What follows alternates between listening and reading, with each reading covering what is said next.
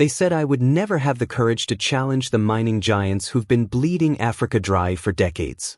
European executives called me another young African leader making empty threats. Mining lobby groups dismissed me as a soldier who doesn't understand economics. Even some of my own advisors whispered I was moving too fast, too dangerously against powers too big to fight. They were all wrong because while they were busy underestimating me, I was busy dismantling their entire extraction empire across my continent. And what I'm about to tell you isn't just what happened in Burkina Faso. It's the blueprint for how Africa finally stops being the world's mining colony. My name is Ibrahim Traoré, and this is the story of how I declared economic war on Europe's African mining empire. Let me start with something they don't want you to know. For decades, while African leaders were signing development deals and shaking hands for photo ops, European mining companies were building something else entirely. A network of extraction operations that took our gold, our resources, our wealth, and shipped it straight to European banks. They thought we were too poor to fight back, too desperate to say no, too divided to reclaim what was ours. I noticed everything. Do you want to know what really triggered my decision to act? 3 weeks ago, during my live radio interview with Radio Bina, I said something that sent shockwaves through every European mining boardroom from London to Paris. Translation: there are a good number of permits that I have already withdrawn and we will continue to withdraw. But here's the part that made European executives realize this wasn't just political posturing. I followed that statement with something that changed everything. Why do we know how to exploit gold and we should let multinationals come exploit our gold? That night, mining company stock prices began to drop. Emergency board meetings were called across Europe because they finally understood this wasn't a negotiation. This was a declaration of economic independence. What I revealed in that interview wasn't just about permits. It was about exposing a system that has kept Africa poor while making Europe rich for over a century. Let me break down exactly what these development partnerships really look like. European companies extract billions in gold from African soil. They pay minimal taxes to African governments. Raw materials shipped to Europe for processing. Finished products sold back to Africa at massive markups. Profits flow to European shareholders. Africa remains a supplier of raw materials. During the interview, I explained something that every African leader knows, but few have the courage to say publicly. These same people don't hesitate to ally with imperialist forces who spend their time impoverishing us. This isn't anti-EU sentiment. This is pro-African economics, and the numbers prove it. Before my permit withdrawals, Burkina Faso was a major gold producer yet had a 40% poverty rate. Mining companies made billions in annual profits. Local communities received minimal benefit from resources beneath their feet after implementing SOAPI and Apex state control. Gold revenues flowing to Burkina treasury. Local employment in processing, not just extraction, investment in schools, hospitals, infrastructure, resources serving the people who live above them. Within hours of my radio interview, something unprecedented began happening across European financial markets. Mining company executives who had operated in Africa for decades were calling emergency meetings. Stock analysts were downgrading African mining investments. European government officials were making frantic diplomatic calls because they realized what I had just announced wasn't limited to Burkina Faso. During the interview, I made it clear this was part of a continental strategy.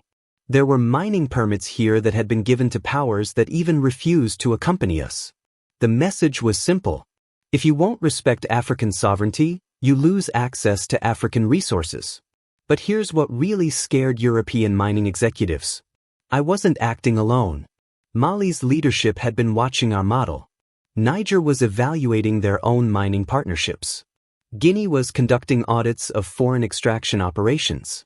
For the first time in decades, African countries were coordinating economic policy instead of competing against each other for foreign investment.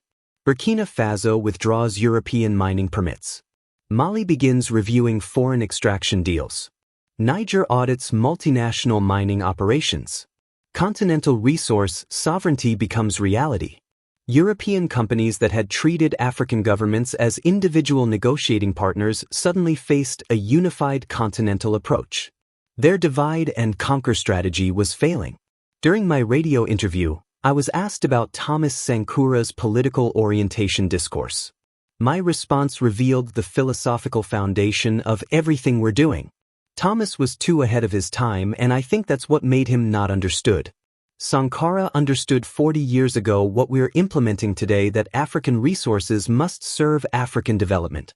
Sankara's vision in 1983, African self-reliance over foreign dependency, resource sovereignty over extraction partnerships, continental unity over individual competition, our implementation in 2025, so PAMI and APE replacing foreign mining companies, ES Confederation coordinating resource policy, Made in Burkina prioritizing local production. The interview revealed how we're adapting Sankara's vision to modern realities. There are certain things from 1983 that can't be done today, but we adapt them progressively. European leaders called Sankara a dangerous radical in 1983. They're using the same language about me in 2025. The difference is that now we have the unity, the resources, and the continental support to make economic independence reality. The most important revelation from my radio interview wasn't about what we're taking away from European companies. It was about what we're building to replace them. If we want our homeland to be independent, if we want our sovereignty, if we want Burkina Faso to eat their fill, this is about more than mining permits. This is about economic dignity. So PAMI, state-owned mining serving national development. APEC agricultural transformation reducing food imports. ES continental cooperation replacing foreign dependency, local production replacing foreign imports. During the interview, I explained our made-in policy. If someone wants to import a product, whatever the product, as long as there are Burkina Faso who make it, they are obliged to first take from Burkina. This isn't just economic policy. This is economic revolution. Youth employment and production, not migration to Europe. Local industries growing instead of importing everything. African solutions to African challenges. Continental markets serving continental development. 6 months after my radio interview revealed our mining sovereignty strategy, I can report that Burkina Faso's mineral wealth is serving Burkina Faso's people for the first time in our history. European mining executives are learning what I told them would happen. Respect African sovereignty or lose access to African resources. But the lesson for other African leaders is simple. Economic independence isn't just possible. It's profitable. The lesson for foreign powers is equally clear. The era of extraction without partnership is ending. We are no longer the continent that says yes to exploitation disguised as development. We are no longer the market that accepts any terms because we believe we have no alternatives. We are the continent that controls our own resources, builds our own industries, and determines our own economic destiny. European mining companies can adapt to this new reality, or they can be replaced by partners who respect African sovereignty. The choice, as always, is theirs. But understand that our choice has already been made. We choose economic independence. We choose resource sovereignty. We choose an Africa that works for Africans first. Everything else is negotiable. But what happened next exceeded even my expectations. Within weeks of my radio interview, something unprecedented began spreading across the continent like wildfire. We are recruiting. We're at more than 30,000 people recruited in the army alone. This wasn't just about mining anymore. This was about total African transformation. Chad's president called me personally 3 days after the interview aired. Ibrahim, he said, your mining model, we want to implement it here. Guinea's leadership reached out through secure channels. They had been monitoring our SOPI operations and wanted technical assistance to establish their own state mining company. Even countries that had been cautious about challenging Western economic partnerships were privately asking for consultations on resource sovereignty. The African Union for the first time in its history was discussing continental mining policy coordination. Not just cooperation, coordination. The difference is everything. 12 African countries reviewing foreign mining contracts. 8 nations implementing local first purchasing policies. 6 countries establishing state-owned mining enterprises.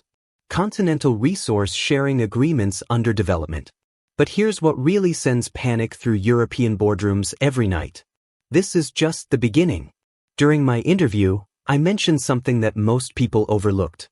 2025 is decisive and we are going in that direction so that we can reconquer later. Translation: 2025 is decisive and we will go in this direction so that we can reconquer the remaining 30%. I wasn't just talking about territory. I was talking about economic territory, resource sovereignty, continental independence. The most significant change isn't happening in African capitals. It's happening in European financial centers, American corporate headquarters, and Chinese investment firms. For the first time in centuries, African countries are setting the terms of global resource engagement instead of accepting whatever terms are offered. Transparent partnerships or no partnerships, African processing before export, technology transfer requirements, environmental protection standards, community benefit guarantees. Companies that refuse these terms are discovering something they never expected. They can be replaced. Chinese firms, despite their own complicated history in Africa, have been surprisingly willing to meet our transparency requirements. Russian partners have agreed to full audit processes without complaint. Even some European companies are rebranding themselves as African sovereignty compliant to distinguish themselves from competitors who refuse to adapt. The market is rewarding transparency and punishing extraction capitalism exactly as we intended.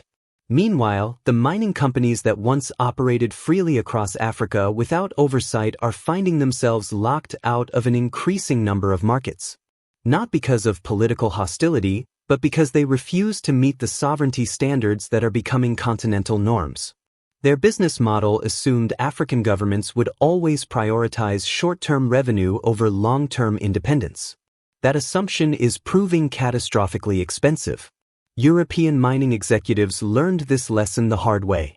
They won't be the last to learn it. The question isn't whether other global powers will respect African resource sovereignty. The question is how much it will cost them to learn the same lesson these mining giants learned.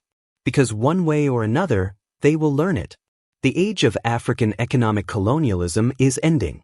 What comes next depends entirely on how quickly the rest of the world adapts to that reality. But for young Africans watching this, understand something crucial. This transformation didn't happen because I'm special. It happened because Africa is ready.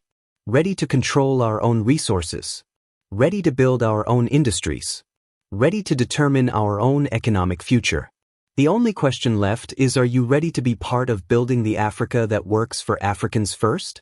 This is Ibrahim Traoré and this is how Africa reclaimed its economic independence.